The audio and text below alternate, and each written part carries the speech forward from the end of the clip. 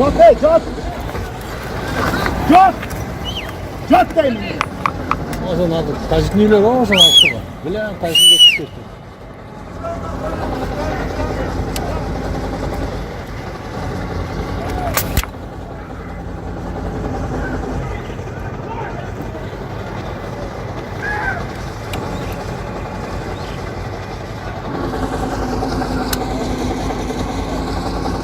Ulan niye yerdi bir beyt ağlı?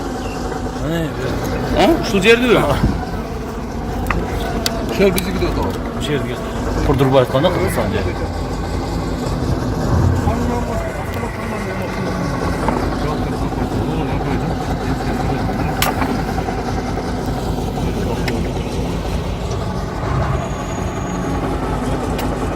Osman ayda, Osman. Ya akıl kayana git kaldı. Soldatlar geldi taşlar soldatlar.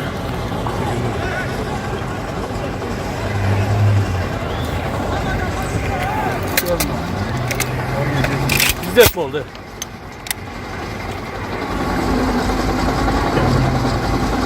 Öyle bizde oldu. Bizde oldu. Demir. Birinci oğlum. Kayıt be ona kim kayıt?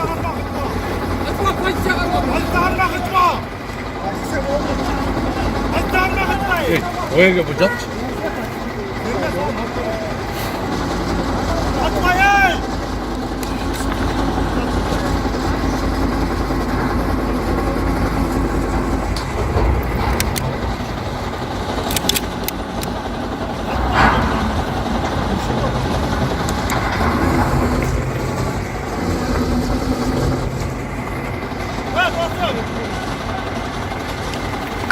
Ya Nursultan.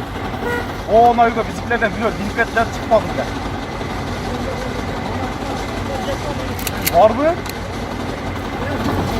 Orada canlı bol kaldı ne var? Uşak bile nakıl dikkatlerini şey yapalım. Azıcık niye Adam var mı? öz canlı gitti evlerde. Uşak tacik niye iş oluyor?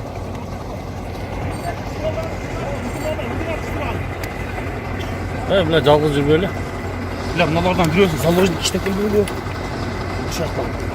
Ya şu aytmaylı. Bir tanesi öyle. Yok kaç. O komandir aytmaylı. Vay neymiş.